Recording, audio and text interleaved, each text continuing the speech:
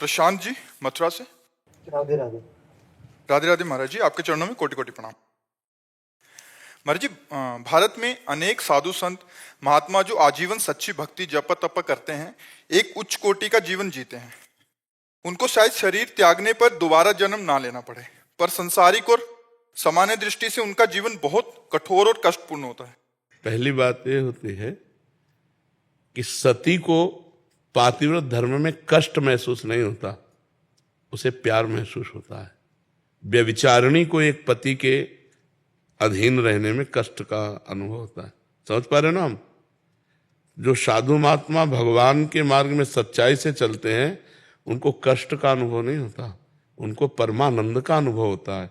अगर कष्ट का अनुभव हो तो चला ही नहीं जा सकता, क्योंकि हम चले हैं। ये नहीं होता कि भाई आप अनुमान करके कह रहे हो, हम उसे जिए हैं। वो साधु महात्मा का जीवन गुरु भगवान की कृपा से जिए हैं। 13 वर्ष की अवस्था से लेके अभी तक जो भी आयु है उसे जिए हैं, तो कष्ट का अनुभव थोड़ी होता है। 5-5 दिन 6-6 दिन भोजन नहीं मिला तो एक आनंद का अनुभव होता है, एक अद्भुत आनंद। उसी आनंद की उमगन में हर कष्ट सह जाए। माता पिता से बिछो, स्त्री भोग का त्याग, रसेंद्री जनेन्द्री के भोगों की तरफ से पूर्ण उदासीन, गर्मी सर्दी बरसात मान अपमान निंदा स्तुति सबको सहते हुए, क्योंकि एक परमानंद का अनुभव होता है तो उसमें कष्ट नहीं होता।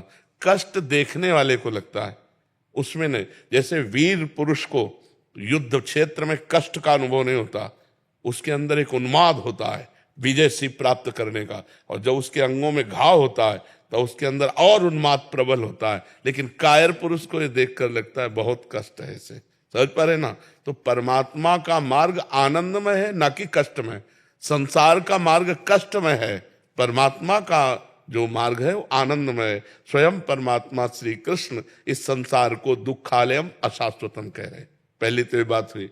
अब दूसरी बात ये हुई कि जो साधारण जीव है उसको उतना तप करने की जरूरत नहीं पड़ेगी जितना महापुरुषों ने किया है। इंजन बनाने में ज्यादा परिश्रम पड़ता है और डिब्बा बनाने में उतना परिश्रम नहीं पड़ता।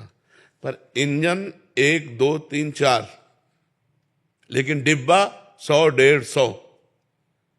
इंजन से कनेक्शन की जरूरत डिब्बे की है। अगर ठीक कनेक्शन है तो इंजन में 1 2 3 4, लेकिन डिब्बे में 100-150 लोग वहीं पहुंचेंगे जहां इंजन पहुंचेगा।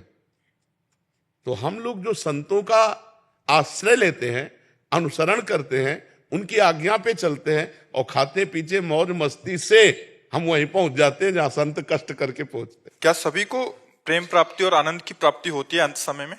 नहीं। लक्ष्य क्या था?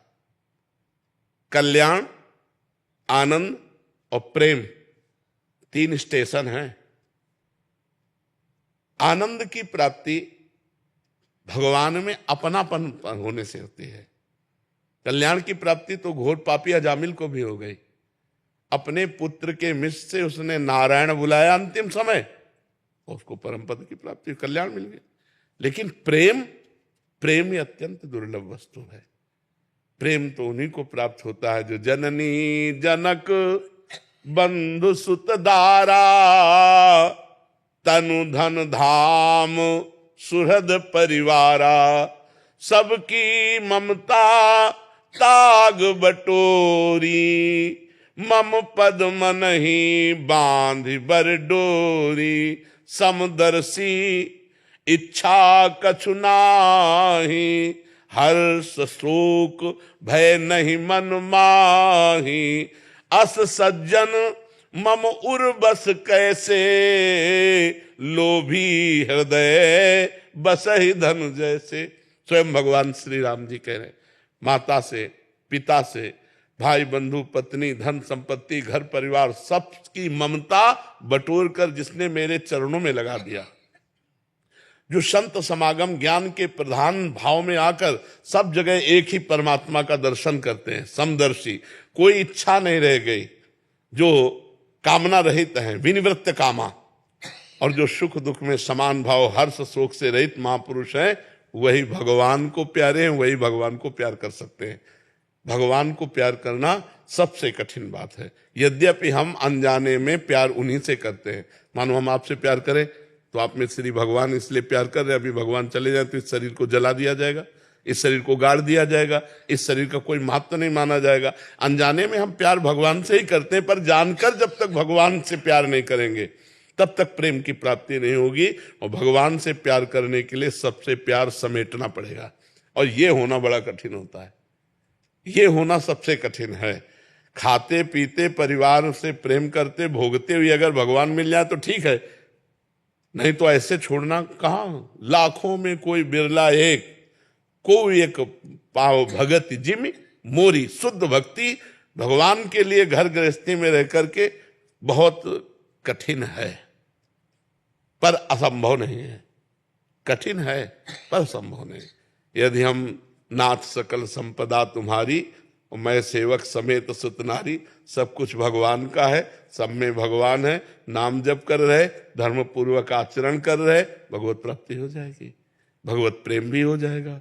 तो ऐसे चलने से हो जाएगा। अब ये जरूरी नहीं कि महात्मा बचपन से गंगा किनारे तप कर रहा है तो हमको भी तप करना पड़े। वो इंजन है, हम डिब्बे में बैठ जाते हैं, हम उसका कनेक्शन कर लेते हैं, वहीं पहुंच जाएंगे जहां इंजन पहुंचेगा। इसीलिए हम संतों को गुरु बना लेते हैं, हम संतों के चरणों का आश्रय ले लेते हैं, संतों का भरोसा कर लेते हैं कि ये इनकी कृपा से हमें भगवान की प्राप्ति हो जाए। होती है। शास्त्रों लोगों को आज तक जब किसी को भी अगर भगवत प्राप्ति हुई है तो संतों से हुई है। मति कीरति गति भूति भलाई, जब जे जतन जहां जे पाई, सो जानो सत्संग प्रभाव, लोकों वेद ना अनुपाऊ। लोक और वेद में उनको उपाय नहीं है। संत महापुरुषों का समागम, उनका आश्रय, उनके वचनों का पालन, यही भगवत प्राप्ति करा देता है। समझ पाए आप जी?